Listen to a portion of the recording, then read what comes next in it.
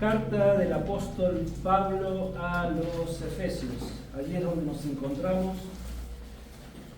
Y lo que venimos viendo, en donde estamos detenidos en este momento, ya nos queda poco para analizar, es en esta oración que el apóstol Pablo comienza a hacer, o mejor dicho, el apóstol Pablo le está diciendo a los Efesios cuáles son los motivos de sus oraciones, aquellas oraciones que él eleva a Dios a favor de los Efesios. Entonces, estamos en Efesios capítulo 3, verso 14 al 21, y vamos a comenzar directamente leyendo todo el pasaje. Efesios 3, 14 al 21. Nosotros obviamente ya venimos, hoy vamos a hacer de alguna manera en el mensaje un repaso de lo que hemos venido antes. Hoy solamente nos vamos a abocar a la segunda parte del verso 19, pero siempre es bueno que la leamos a toda esta intención de oración que el apóstol Pablo elevaba a favor de la iglesia de los Efesios. Entonces, Efesios capítulo 3, verso 14 al 21. Dice Pablo: por esta causa doblo mis rodillas ante el Padre de nuestro Señor Jesucristo, de quien toma nombre toda la familia en los cielos y en la tierra, para que os dé, conforme a las riquezas de su gloria, el ser fortalecidos con poder en el hombre interior por su Espíritu, que habite Cristo por la fe en vuestros corazones, a fin de que, arraigados y cimentados en amor, seáis plenamente capaces de comprender con todos los santos cuál sea la anchura, la longitud, la profundidad y la altura, y de conocer el amor de Cristo que excede a todo conocimiento, para que seáis llenos de toda la plenitud de Dios. Y a aquel que es poderoso para hacer todas las cosas mucho más abundantemente de lo que pedimos o entendemos, según el poder que actúa en nosotros, a Él sea gloria en la Iglesia en Cristo Jesús, por todas las edades, por los siglos de los siglos. Amén. Ahí tenemos nosotros esta oración, esta razón por la cual Pablo dice: hermanos, yo doblo mis rodillas ante el Padre de nuestro Señor Jesucristo, por todas estas razones. Y hemos dicho de que si nosotros quisiéramos resumir el contenido de todas estas intenciones de oración de Pablo, podemos encontrar el resumen de este pasaje en la segunda parte del verso 19, donde Pablo, leemos todo el 19, dice: y de conocer el amor de Cristo que excede a todo conocimiento, ¿para qué? Para que seáis llenos de toda la plenitud de Dios. Allí encontramos el resumen de todo este propósito de las oraciones de Pablo a favor de la iglesia, para que seáis llenos de toda la plenitud de Dios. Es decir, como ya hemos dicho, que no solamente los creyentes de Éfeso, sino todos los creyentes de toda la época de la iglesia, de la historia de la iglesia del Señor Jesucristo, lleguemos a tener tal fortaleza espiritual, podemos decir también tal madurez espiritual, si quieren, pero tal fortaleza espiritual, y que lleguemos a tener tal deseo en nuestro ser de conocer y de experimentar cada día más y más el amor de Cristo en nuestras vidas. ¿Con qué propósito? Con el propósito de que nuestras vidas puedan llegar a ser absolutamente dominadas por el Señor. Que nuestras vidas, Pablo lo dice más adelante también en Efesios 5:18 creo que es, que Pablo les dice: antes bien sean llenos del Espíritu Santo, y acá está diciendo para que sean llenos de toda la plenitud de Dios. Está hablando de lo mismo, está hablando de que nuestras vidas deben estar sometidas bajo un control absoluto por el Señor. Entonces, para que seáis llenos de toda la plenitud de Dios. ¿De qué hablamos nosotros? Cuando hablamos de plenitud, ¿a qué nos estamos refiriendo? Cuando hablamos de plenitud, ¿a qué se está refiriendo Pablo, mejor dicho? Cuando Pablo habla de plenitud, de ser llenos de toda la plenitud, está hablando de la totalidad de algo, ¿no es así? Está hablando de algo que está absolutamente lleno o de algo que ya es absolutamente completo y que no hay más nada que agregarle. Entonces, la oración de Pablo es de que nosotros seamos llenos de toda la plenitud de Dios. Pablo está insistiendo en esto. ¿Por qué? Y en principio encontramos dos razones. Primero, porque el Señor Jesucristo, Él no solamente es nuestro Salvador. El Señor Jesucristo es también Señor. Él es Señor de toda su creación. Él es Señor de señores y Rey de reyes. Él es Señor de nuestras vidas y, por lo tanto, el Señor Jesucristo tiene derecho absoluto de gobernar cada área de nuestras vidas, porque Él es Señor. El Señor Jesucristo tiene derecho absoluto de gobernar cada área de nuestro corazón. Entonces, esta es una de las razones por las cuales Pablo ora para que seamos llenos de toda la plenitud de Dios. Tiene que ver con esto también. Lo hemos visto, lo vamos a repasar ahora, pero es este anhelo, si se quiere, o este derecho al mismo tiempo que el Señor Jesucristo tiene de gobernar cada área de nuestras vidas. Pero en segundo lugar, Pablo también ora en estos términos porque los seres humanos pueden estar llenos de muchas cosas en sus vidas. Algunos más, otros menos. Los seres humanos pueden alcanzar todas las metas que se propongan en esta vida, pueden ir detrás de todas aquellas cosas que producen satisfacción en ellos. Y podemos hablar de una infinidad de cosas. Pero nos hacemos una pregunta. ¿Vieron de que por allí hay personas, si pensamos, no sé, en las personas que son ricas y famosas, que tantas veces nos encontramos con que han caído en depresión o que han caído bajo las adicciones, ya sea de drogas, ya sea del alcohol, o que han caído en terribles pecados sexuales y están todo el tiempo, y vos decís, si tienen todo lo que tienen tanta fama, tienen tanto dinero, han alcanzado supuestamente todo lo que necesita una persona para ser feliz, ¿por qué terminan cayendo en este tipo de situaciones en sus vidas? ¿Y cuántas veces no nos encontramos por ahí con la noticia de que fulano de tal se suicidó, se mató, porque ya no sabía más qué hacer con su vida? Y vos decís, pero si yo hubiese tenido el 10% de lo que consiguió esta persona, yo ya estaría realizado, y sin embargo esta persona alcanzó todo lo que alcanzó, y sin embargo terminan como terminan. Pues bien, la respuesta es, porque lo único en esta vida que produce un gozo verdadero y una paz verdadera y una satisfacción real, genuina, es la de estar llenos de toda la plenitud de Dios. Todo lo demás que el mundo ofrece es fantasía. No es real, no es genuino. ¿Se acuerdan cuando el Señor Jesucristo, antes de irse, qué les dijo a sus apóstoles y por extensión a nosotros? Él les dijo, mi paz os dejo, mi paz os doy, no como el mundo la da. No como el mundo la da. Esa falsa paz, ese falso gozo que el mundo da es esporádico, es pasajero y al final realmente no termina satisfaciendo a nada ni nadie. Acompáñenme, por favor, al libro del profeta Jeremías. Vamos a leer Jeremías capítulo 2, del verso 1 al 13, porque Dios, por boca del profeta Jeremías, nos deja una lección importantísima, pero al mismo tiempo, Dios, por boca del profeta Jeremías, está reprendiendo a su pueblo, al pueblo de Israel. ¿Por qué?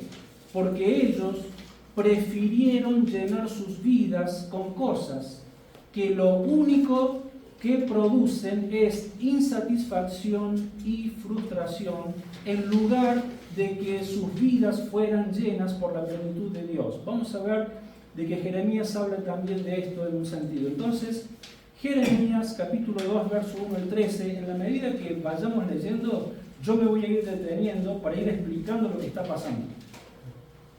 Entonces, Jeremías 2, 1 al 13, dice así: Vino a mí palabra de Jehová diciendo, anda y proclama a oídos de Jerusalén diciendo que así dice Jehová, me he acordado de ti, de la fidelidad de tu juventud, del amor de tu desposorio, cuando andabas en pos de mí en el desierto, en tierra no sembrada. Nos detenemos allí. ¿Qué está queriendo decir acá? Dios le dice, Jeremías, anda y proclama a este pueblo que yo me he acordado de aquellos tiempos, de la fidelidad de ellos, de tu juventud, del amor de tu desposorio. ¿A qué está haciendo referencia? Está haciendo referencia a cuando Dios, por mano fuerte, rescató a su pueblo de la esclavitud de Egipto.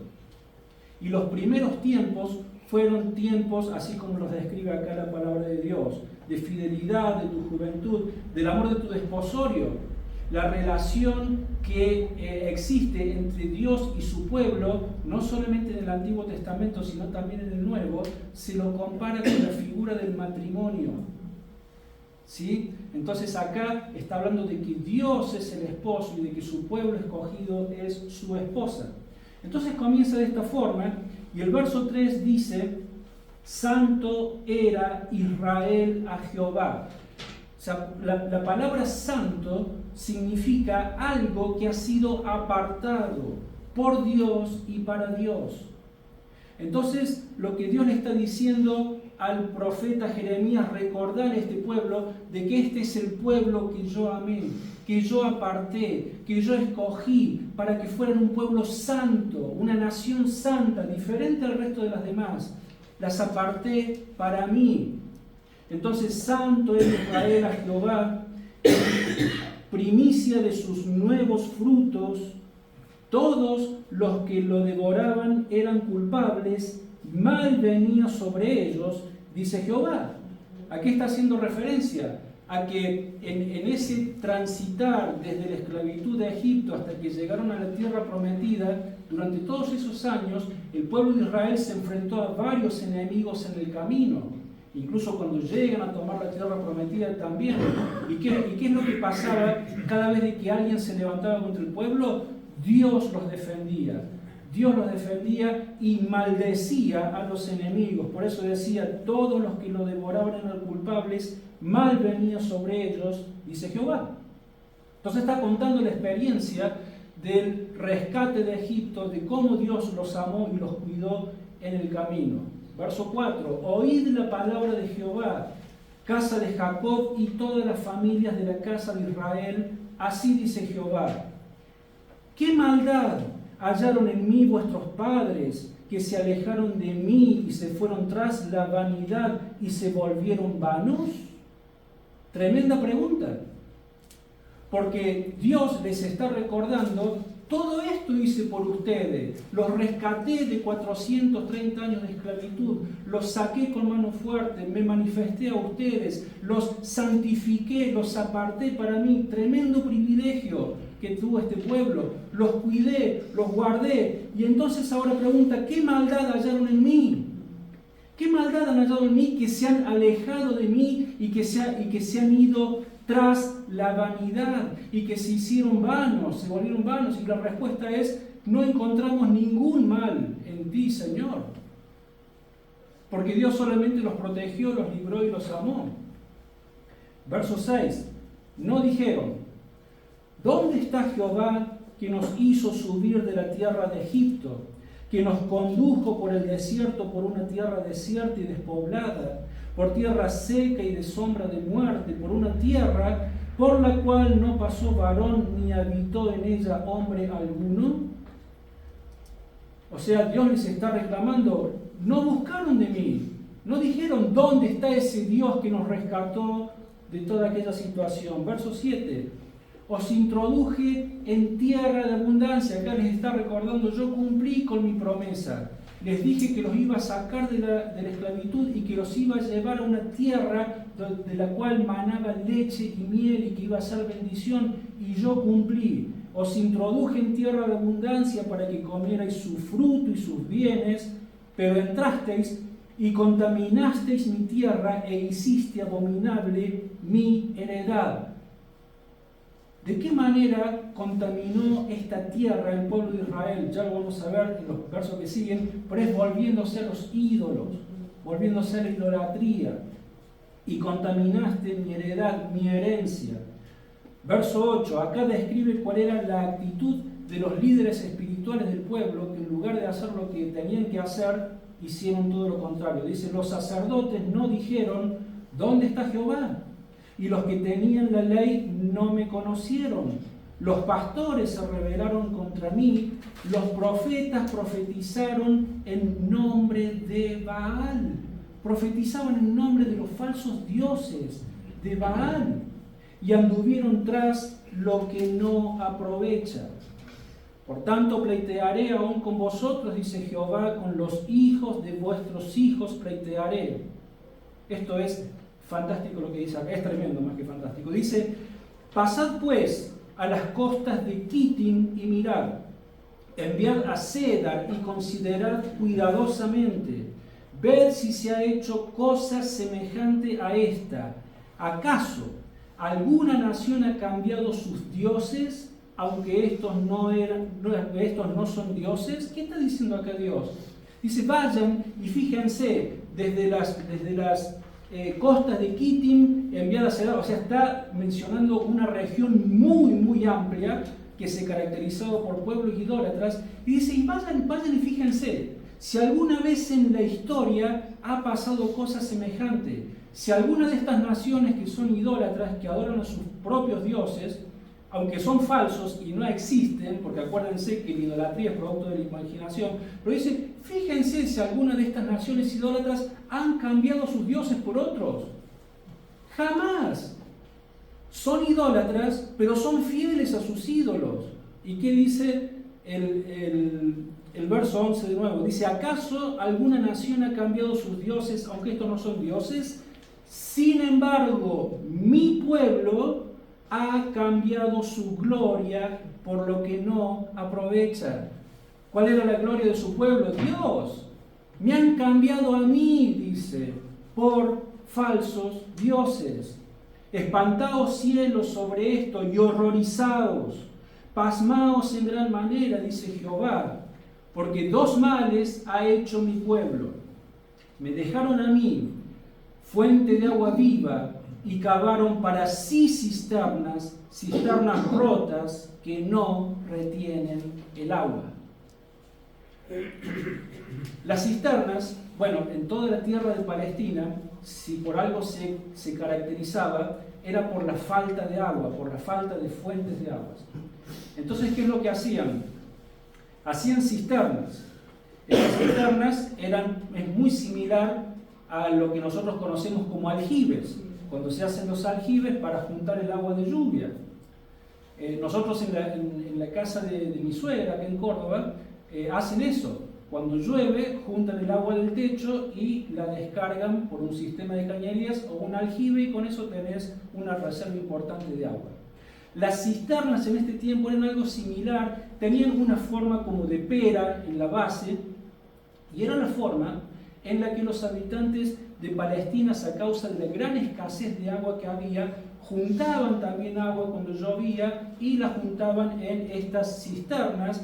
Pero el Señor dice de que cavaron cisternas, pero son cisternas rotas que no retienen el agua. O sea, esas cisternas perdían el agua y al final no tenían cómo saciar su sed.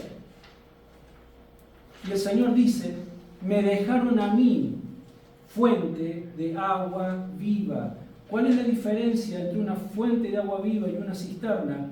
en que una fuente de agua viva es una fuente justamente que brota permanentemente, es un manantial que nunca se seca, que siempre está brotando agua, dice Dios, ese soy yo. Y me dejaron a mí, fuente de vida, fuente de gozo, fuente de satisfacción. Me dejaron a mí por irse detrás de la idolatría, y de esta forma es como que cavaron cisternas rotas que todo el tiempo pierden agua. Por eso sus vidas se caracterizan por ser personas insatisfechas, por ser personas que tienen vidas sin gozo, por ser personas que viven frustradas, porque la única manera en la que nuestro corazón puede ser lleno de verdadero gozo y verdadera satisfacción es siendo llenos de la plenitud de Dios. Es buscando que sea Dios quien llene nuestro corazón. ¿Se acuerdan? Este pasaje no está en sus hojitas, pero creo que es bueno hacer referencia. En el Evangelio de Juan, capítulo 7, palabras del Señor Jesús. Juan 7, 37 al 39.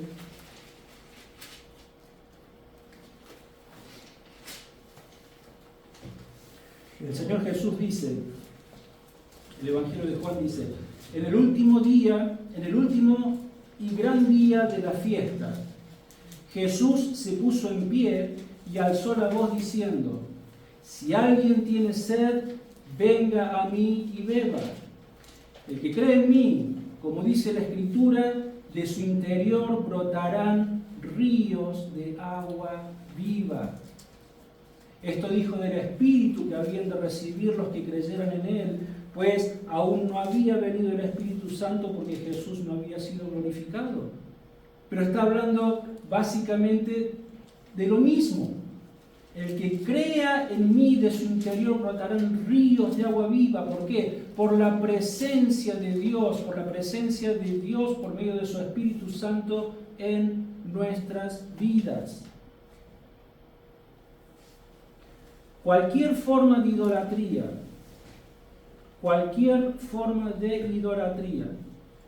con la que nosotros pretendamos llenar nuestras vidas son cisternas rotas que no retienen el agua.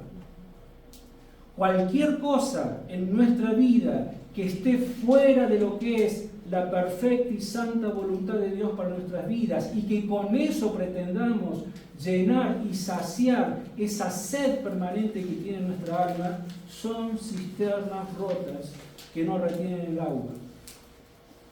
Otra vez, lo único que produce plenitud genuina y paz genuina es estar llenos de esta fuente de agua viva que es Dios.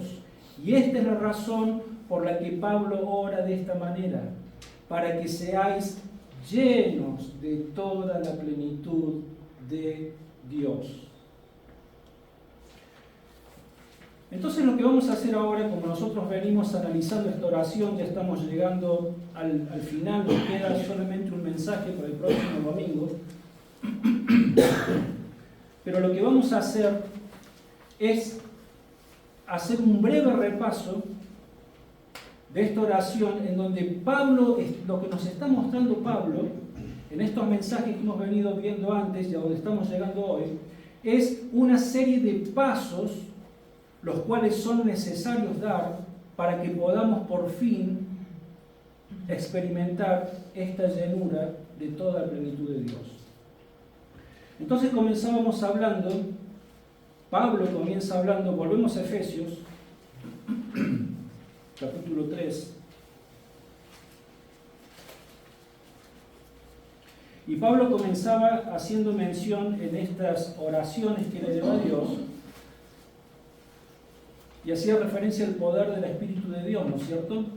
Porque en el verso 16 del capítulo 3, el verso 14 dice, por esta causa doblo mis rodillas ante el Padre de nuestro Señor Jesucristo, de quien toma nombre toda la familia en los cielos y la tierra. Y acá comienza a mostrar cuáles son los motivos de oración, y comenzaba diciendo, para que os dé, conforme a las riquezas de su gloria, el ser fortalecidos con poder en el hombre interior por su Espíritu, Si hay algo que distingue a los hijos de Dios del resto de las personas, es justamente esto. Es el poder del Espíritu Santo, el cual ha venido a hacer morada en el mismo momento que hemos creído, que nos hemos arrepentido. Dios viene y hace morada en el creyente por su Espíritu Santo. Y el Espíritu Santo tiene muchas funciones, muchas cosas que lleva a cabo adelante de nuestro ser. Hemos hablado, y lo vamos a mencionar ahora también, de que el Espíritu Santo es quien nos ayuda en nuestro proceso de santificación, pero el Espíritu Santo también es quien nos fortalece y nos da la capacidad, y junto con la palabra de Dios nos da todas las herramientas que necesitamos. ¿Para qué? Para que nuestras vidas puedan estar sometidas por completo a su palabra. A su palabra. Y este poder no es exclusivo para algunos creyentes. Yo no sé si les pasa o si han escuchado, pero a veces es como que tenemos esa falsa interpretación de decir, bueno, aquellos, qué sé yo, grandes predicadores o el pastor o algunas personas solamente tienen la capacidad de ser personas que viven llenas del Espíritu Santo, solamente ellos tienen la capacidad para que sus vidas estén sometidas a la palabra de Dios. ¿Se acuerdan cuando estudiamos la vida de los apóstoles? Que decíamos también de que mucha gente dice, no, pero nosotros no podemos ser como aquellos grandes apóstoles porque ellos fueron realmente distintos, elegidos. Y cuando estudiamos la vida de los apóstoles nos dimos cuenta de que eran hombres comunes y corrientes, ¿se acuerdan? Eran pescadores, eran cobradores de impuestos, eran algunos capaz que eran artesanos, eran personas sin letras, y sin embargo Dios obró en sus vidas e hizo todo lo que hizo porque el Señor los transformó. Bueno, ¿saben qué? Esto de ser fortalecidos por el Espíritu Santo y de que nuestras vidas puedan estar sometidas por completo a la palabra de Dios no es exclusivo para algunos creyentes. Es para todos, porque en todos Dios ha venido a hacer morada por su Espíritu Santo. Es para todos. Pablo no le está escribiendo a un pastor de la iglesia de los Efesios, no, él está escribiendo a la iglesia de los Efesios. Este mensaje se lo está comunicando a toda la iglesia, no al líder o a algunos líderes. Y vimos también nosotros de que junto al poder del Espíritu Santo, si bien Dios es quien obra en nosotros, ¿se acuerdan? Dios es quien nos capacita, Dios es el que produce en nosotros el querer como el hacer, pero al mismo tiempo Dios demanda de nosotros disposición, disponibilidad, que nosotros también tomemos la iniciativa y de que disciplinemos nuestra mente y que disciplinemos y que dispongamos de nuestra voluntad y que disciplinemos la manera en la que estamos administrando el tiempo que Él nos ha dado en esta vida. ¿Para qué? Para estudiar su palabra. Porque ¿cómo vamos a conocer la voluntad de Dios si no estudiamos su palabra? ¿A fin de qué? A fin de poder entenderla. ¿Se acuerdan que Pablo también ha estado orando por esto? ¿Con el propósito de qué? De estudiarla y de entenderla para que por fin podamos aplicar a nuestras vidas lo que hemos aprendido y que la palabra de Dios sea real en nosotros, no sea teoría, sino que sea llevada a nuestra vida práctica. Y este es el primer paso que Pablo nos está mostrando de acuerdo a esta estructura de su oración. Es el primer paso que Él nos muestra para que podamos alcanzar esta idea de vivir en la plenitud de Dios. De poder alcanzar este ideal, de poder llegar a vivir en toda la plenitud de Dios.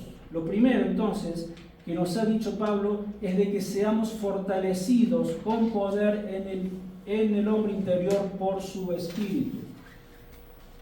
Si entendemos esto y permitimos que Dios haga esto en nuestras vidas, y nos sometemos de esta manera, esto nos lleva al paso siguiente, que es lo que vimos en la primera parte del verso 17. ¿Se acuerdan que decía? Que habite Cristo por la fe en vuestros corazones. ¿Y se acuerdan de que allí estuvimos hablando? De que habitar era esta idea. Pablo está usando la figura de alguien que vive en una casa, de habitar en una casa, en algún lugar. Ahora, si tenemos en cuenta lo que Pablo nos acaba de decir antes, esto de ser fortalecidos por el Espíritu Santo, con el propósito de ¿qué? De que nuestras vidas estén absoluta y completamente controladas por Dios, por medio de su Espíritu y de su palabra. Esta figura que usa ahora de habitar, ¿se acuerdan? No era solamente de alguien que habita solamente una parte de la casa, un ambiente o una habitación de la casa, sino de alguien que tiene acceso a toda la casa, a todos los ambientes de la casa, a cada rincón de aquella casa, y por lo tanto toma el control de esa casa. Y lo que Pablo nos está diciendo, de que el habitante es Cristo, y de que esa casa es nuestro corazón. Por eso dice, para que habite Cristo por la fe en vuestros corazones. Pero otra vez, si nosotros queremos ser llenos de toda la plenitud de Dios, pues entonces tenemos que perseguir y tenemos que permitir que Cristo habite de manera plena en nuestros corazones. Porque si Cristo no habita de manera plena en nuestros corazones, no vamos a poder vivir en toda la plenitud de Dios. Entonces, Pablo al orar está pidiendo esto, que Cristo tome el control de todo nuestro corazón y que nosotros no se lo impidamos. ¿Se acuerdan de que nosotros tenemos la capacidad de poder impedir esto? Podemos hacerlo. ¿De qué manera? No renunciando a nuestros ídolos. Porque cuando hablamos de la idolatría de Israel, o quizás de los idólatras modernos, que algunos adoran sus dioses, sus estatuas, sus imágenes, y nosotros decimos, no, nosotros no somos idólatras porque no nos postramos ante falsos dioses. Nuestro corazón está lleno de ídolos. Juan Calvino decía que el corazón del hombre es una fábrica permanente de ídolos. Hay muchos ídolos que no necesariamente es postrarse ante una estatua. Son muchas cosas que están en nuestro corazón, pero si nosotros renunciamos cada día a aquellas formas de pecado que cada uno de nosotros sabemos en nuestra intimidad con Dios, que el Señor nos está mostrando que tenemos que renunciar a tal o cual forma de vivir o de pensar o de hacer las cosas, y que nosotros sabemos que no están conforme a la voluntad de Dios. Dios en su amor, Dios por medio de la presencia de su Espíritu Santo en nuestros corazones nos va mostrando y que tenemos que renunciar a aquellas cosas que están ocupando el lugar que solamente Cristo merece ocupar en nuestras vidas. Si hacemos esto, estamos dando entonces otro paso para poder alcanzar el vivir llenos de toda la plenitud de Dios. Entonces esto nos lleva al paso siguiente, que fue el mensaje que estuvimos viendo el mensaje pasado, que es la segunda parte del verso 17 hasta la primera parte del verso 19, en donde Pablo continúa hablando y dice: a fin de que arraigados y cimentados en amor, seáis plenamente capaces de comprender con todos los santos cuál sea la anchura, la longitud, la profundidad y la altura, y de conocer el amor de Cristo, que excede a todo conocimiento. ¿Se acuerdan que este pasaje lo vimos el domingo pasado? Y estuvimos viendo de la gran diferencia que existe entre el amor humano y el amor de Cristo. ¿Se acuerdan? Entre el amor humano y el amor de Dios. Y veíamos claramente de que el amor humano es un amor imperfecto. ¿Por qué? Porque está basado en nuestras emociones y en nuestros sentimientos. Y nuestras emociones y nuestros sentimientos han sido corrompidos, ¿por qué? Por el pecado. Entonces, ¿qué es lo que ocurre? Decíamos de que cuando nosotros, es muy fácil amar a una persona cuando esa persona todo el tiempo nos devuelve amor, simpatía, gratitud, y está todo bien. Mientras sea así la relación, cuánto te amo, cuánto te quiero.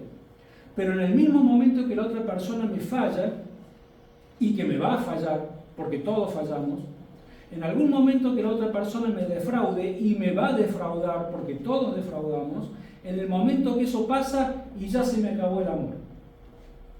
Ya te hice la cruz, como se dice, ¿no es cierto? Ya olvídate de mí.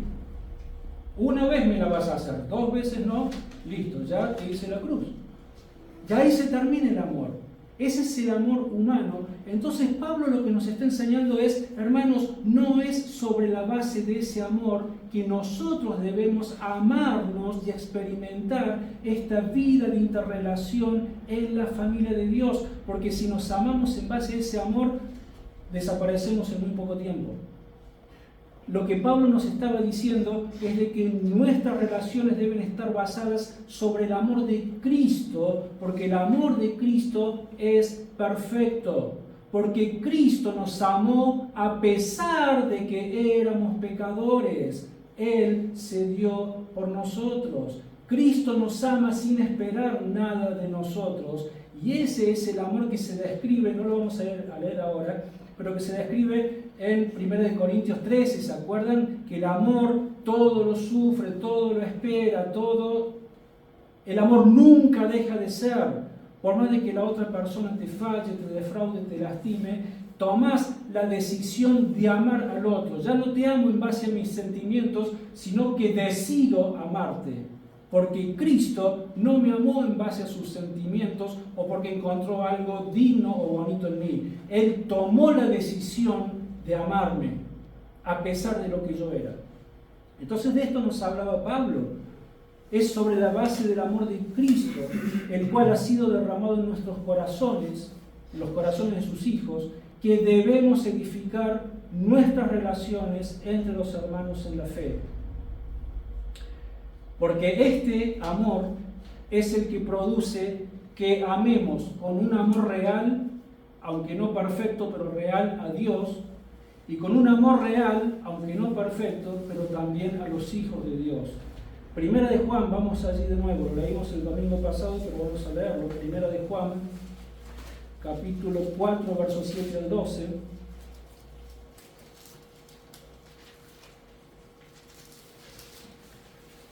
El apóstol Juan dice: amados, amémonos unos a otros, porque el amor es de Dios. Todo aquel que ama es nacido de Dios y conoce a Dios. El que no ama no ha conocido a Dios, porque Dios es amor. En esto se mostró el amor de Dios para con nosotros, en que Dios envió a su Hijo unigénito al mundo para que vivamos por Él. En esto consiste el amor, no en que nosotros hayamos amado a Dios, sino en que Él nos amó a nosotros y nos envió a su Hijo en propiciación por nuestros pecados. Amados, si Dios así nos ha amado, también debemos amarnos unos a otros. Nadie ha visto jamás a Dios. Si nos amamos unos a otros, Dios permanece en nosotros y su amor se ha perfeccionado en nosotros. Versos 20 al 21, allí mismo. Si alguno dice: yo amo a Dios, pero odia a su hermano, es mentiroso. Pues el que no ama a su hermano a quien ha visto, ¿cómo puede amar a Dios a quien no ha visto? Y nosotros tenemos este mandamiento de Él: el que ama a Dios, ame también a su hermano. Entonces, experimentar y practicar esta clase de amor es el siguiente paso que nos lleva, ahora sí, a experimentar toda la plenitud de Dios. Que es lo que Pablo dice en la segunda parte del verso 19. Para que seáis llenos de toda la plenitud de Dios. Entonces, de esta manera, estamos llegando a la meta de este ruego de Pablo.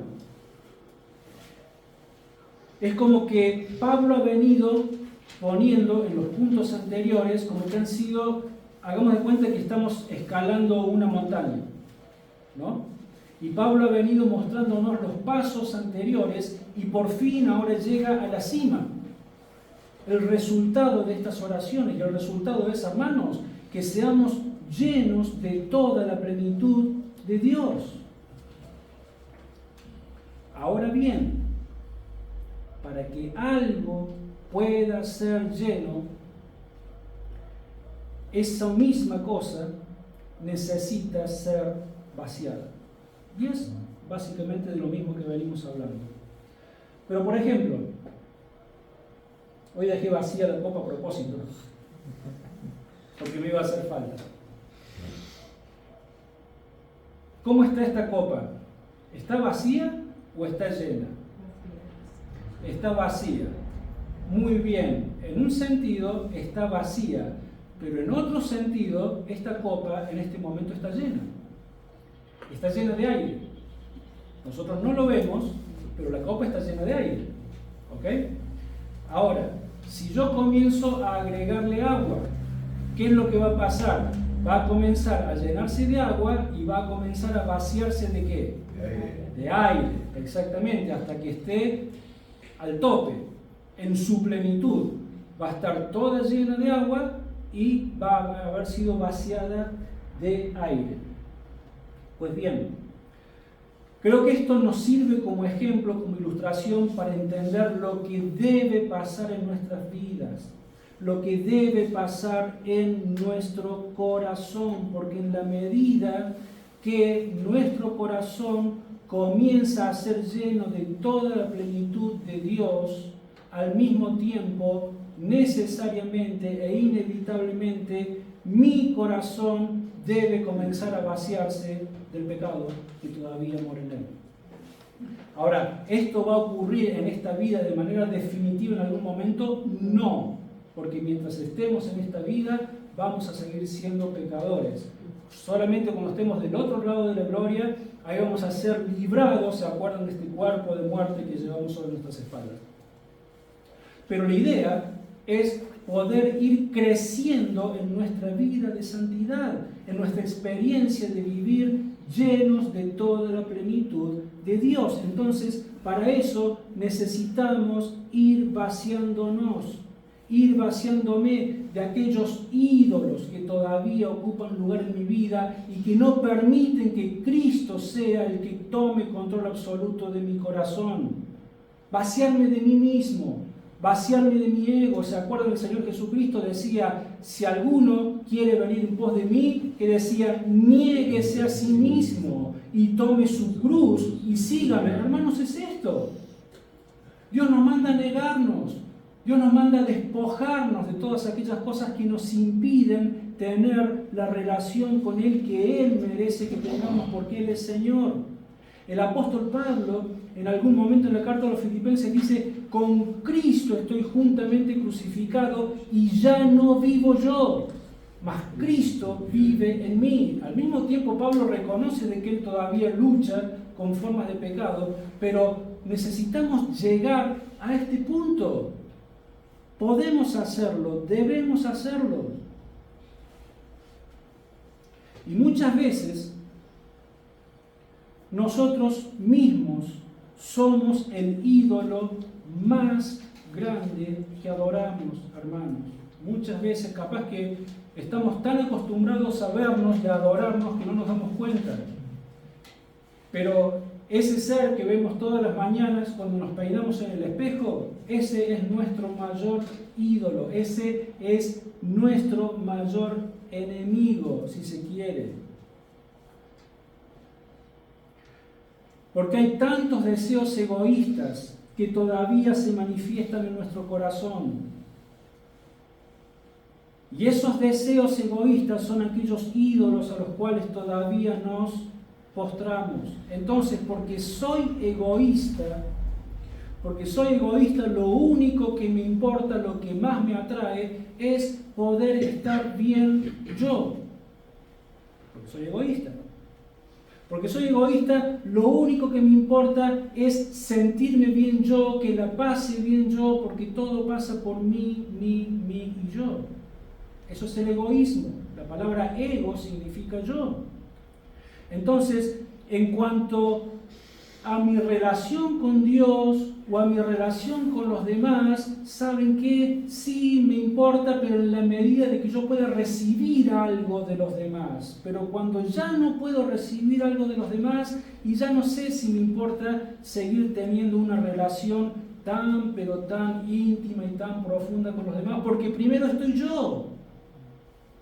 Entonces, que Dios no venga a pedirme santidad absoluta, que Dios no me venga a decir sed santos porque yo soy santos, porque todavía hay algunas cosas en las que me deleito, todavía hay aquellos ídolos que todavía no los quiero sacar de los cuartos de mi habitación, de la habitación de mi corazón, y yo sé que huelen mal, pero todavía quiero tenerlos allí, y no estoy permitiendo que Cristo habite en mi corazón de manera plena.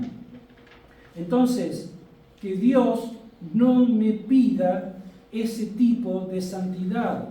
Que Dios no me pida que me convierta en un siervo voluntarioso y activo para su obra. Que no me pida eso, porque servir a Cristo en su iglesia, servir a Cristo en las misiones, servir a Cristo entre los hermanos, eso muchas veces significa salir de mi círculo de comodidad.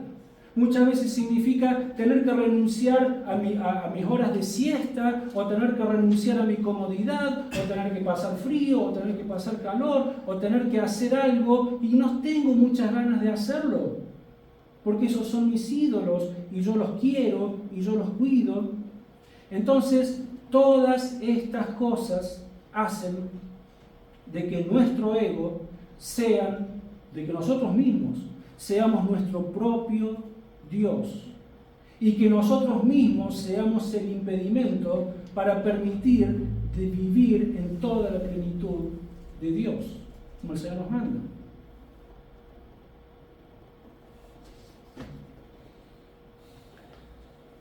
Y a pesar de que vivir de esta forma, ya he experimentado tanto tiempo que adorarme a mí mismo es exactamente lo mismo que cavar cisternas rotas. Porque sigo adorando esa forma de vida en la cual estoy empeñado en seguir adelante, pero sigo viendo que produce en mí insatisfacción. ¿Por qué siendo hijo de Dios? ¿Por qué habiendo sido llenos de todas las bendiciones? ¿Se acuerdan cómo empieza Efesios? De nuevo volvemos al principio, Efesios 1:1. Pablo estalla en esta expresión de alabanza: bendito sea el Dios y Padre de nuestro Señor Jesucristo, que nos bendijo con toda bendición espiritual en los lugares celestiales en Cristo. Hermanos, la palabra de Dios nos está asegurando, hermanos, han sido llenos de todas las riquezas de Dios en Cristo, de todas las bendiciones en el cielo y en la tierra. Ya somos herederos, somos sus hijos, Dios ha hecho todo por nosotros, tenemos todo lo que necesitamos para vivir en el poder del Espíritu Santo, llenos de gozo, llenos de poder, viviendo por Dios y para Dios, porque para eso hemos sido creados, y vivimos tristes, y vivimos sin gozo, y vivimos frustrados. Y me levanto a la mañana, hoy y otra vez, arrancar el día, qué aburrido, no sé qué hacer. ¿Sabes por qué? Porque necesitamos sacar los ídolos que todavía están ocupando el lugar que solamente Cristo debe ocupar en nuestras vidas y en nuestro corazón. Porque son cisternas rotas que no retienen el agua, y por eso siempre hay en nuestra vida, en nuestro corazón, amargura, tristeza y falta de gozo. Pero Pablo dice: mas el fruto del Espíritu es amor, e inmediatamente que dice gozo. ¿Cómo puede ser, siendo hijos de Dios, que no tengamos gozo?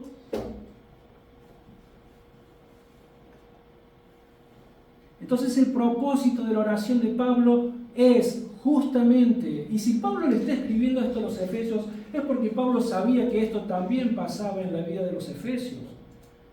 Que esto pasa en la vida de muchos cristianos alrededor del mundo.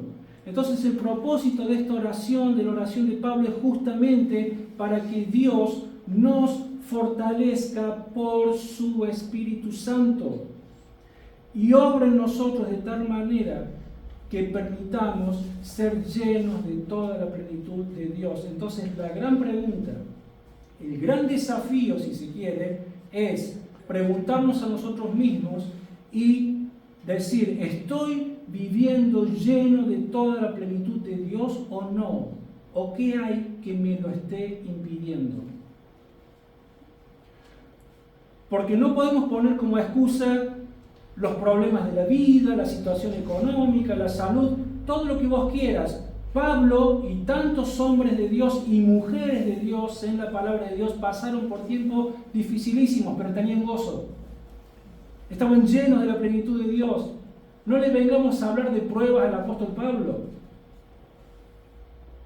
No vengamos a decirle, Pablo, claro, vos tenías gozo porque a vos todo te iba bien. No que le iba todo bien. El tipo no paraba de sufrir, pero en medio de todo el sufrimiento que él tenía, él vivía en un permanente estado de gozo y lleno del poder del Espíritu Santo de Dios, en un hombre que vivía lleno de toda la plenitud de Dios. Si esto no hubiese sido así, Pablo jamás hubiese tenido la autoridad espiritual ni moral para poder exhortarlos a los efesios de que hagan lo que él no estaba haciendo. Porque para poder exhortar a alguien a que haga algo, vos tenés que tener una estatura espiritual para poder ministrar a otra persona. Si vos no estás haciendo lo que me estás pidiendo, no me lo pidas. Pero Pablo lo demuestra permanentemente. Entonces es absolutamente posible. Como también hemos dicho entonces, Dios no pide nada acerca de lo cual Él no nos haya capacitado antes para hacerlo.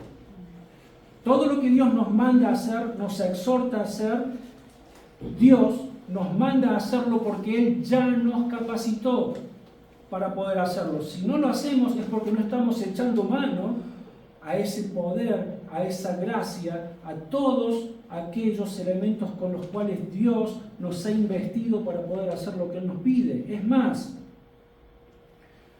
Cristo, relacionado con lo que decíamos recién de Pablo, no nos pide que hagamos nada que Él mismo no haya hecho antes. Vamos a 2 Corintios capítulo 8, verso 8 al 9.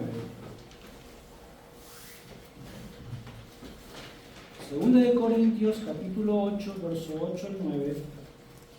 Vamos a leer solamente 2 pasajes, pero para que entendamos el contexto, acá Pablo está exhortando a los hermanos de los Corintios a que ellos reunieran una ofrenda, porque los hermanos de Jerusalén estaban pasando por un momento muy difícil, y Pablo les escribe y les dice, reúnan una ofrenda cuando yo pase por allá, así no hay necesidad de estar pidiendo en ese momento, que sencillamente ya la tengan lista, así yo les puedo llevar una ayuda a los hermanos de Jerusalén.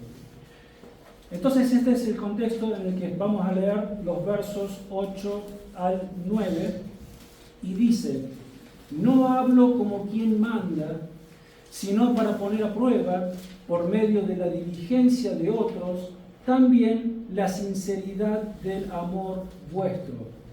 En otras palabras, Pablo les está diciendo, hermanos, yo no les estoy mandando esto, no es obligación, pero sí al mismo tiempo voy a ver, todos vamos a ver cuál es la sinceridad del amor de ustedes que hay en su corazón, si en realidad están resueltos a poder ayudar a los hermanos en Jerusalén. Verso 9. Ya conocéis la gracia de nuestro Señor Jesucristo, que por amor a vosotros se hizo pobre, siendo rico, para que vosotros con su pobreza fuerais enriquecidos. ¿Se dan cuenta de que Cristo no nos manda a hacer nada? Primero, nada para lo cual Él no nos haya capacitado, y segundo, nada que Él no haya hecho antes. Cristo se despojó. Vamos a Filipenses 2:1-8, ahí lo vemos con total claridad. Cristo es el ejemplo supremo de vaciamiento y de despojo. Él se despojó a sí mismo, Él se vació a sí mismo para bendecir nuestras vidas. Filipenses capítulo 2, verso 1 al 8, Pablo dice: por tanto, si hay algún consuelo en Cristo, si algún estímulo de amor, si alguna comunión del Espíritu, si algún afecto entrañable, si alguna misericordia, completad mi gozo sintiendo lo mismo, teniendo el mismo amor, unánimes, sintiendo una misma cosa. Nada hagáis por rivalidad o por vanidad, antes bien, con humildad, estimando cada uno a los demás como superiores a él mismo. No busquéis vuestro propio provecho, sino el de los demás. ¿Y cuál es el ejemplo que pone ahora? Dice: haya pues en vosotros este sentir que hubo también en Cristo Jesús. Él, siendo en forma de Dios, no estimó el ser igual a Dios como cosa que aferrarse, sino que se despojó a sí mismo. Ahí la palabra también es: Él se vació a sí mismo. ¿Se vació de qué? De tantas cosas. Se vació de su gloria celestial, se vació de la adoración que por toda eternidad los ángeles le rinden a Él, al Padre y al Espíritu Santo. Se vació de esa comunión, de esa relación de paz, de amor, de pureza que existe entre el seno de la Trinidad. Se despojó de un montón de cosas para venir a hacer ¿qué cosa? Para venir y tomar la forma de siervo, y se hizo semejante a los hombres. Mas aún hallándose en la condición de hombre, se humilló a sí mismo, haciéndose obediente hasta la muerte y muerte de cruz. Hermanos, el Dios eterno, lleno de gloria, majestad y santidad, vino a morir por nosotros y pasar por la muerte más horrorosa, más dolorosa y más vergonzosa que ha existido en toda la historia de la humanidad: la muerte de cruz. Cristo se despojó, se vació y lo hizo por amor. Entonces, si Dios nos manda a vaciarnos de nuestros ídolos para poder ser llenos de la plenitud de Dios, debemos hacerlo, podemos hacerlo. Cristo nos ha dado todo lo que necesitamos para hacerlo y Él es nuestro mayor ejemplo. Cristo lo hizo, nosotros también debemos hacerlo. Terminamos, 1 de Juan, capítulo 2, verso 1 al 6. 1 de Juan, capítulo 2, verso 1 al 6.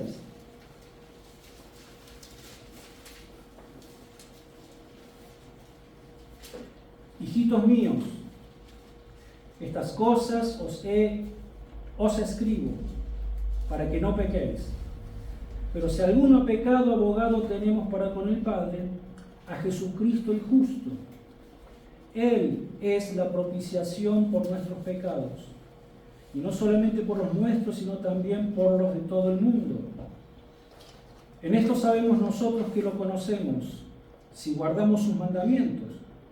El que dice, yo lo conozco, pero no guarda sus mandamientos, el tal es mentiroso, y la verdad no está en él.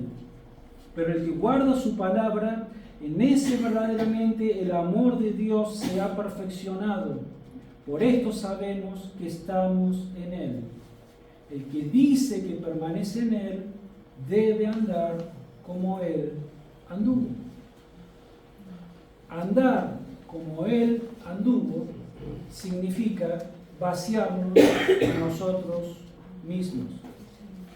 ¿Para qué?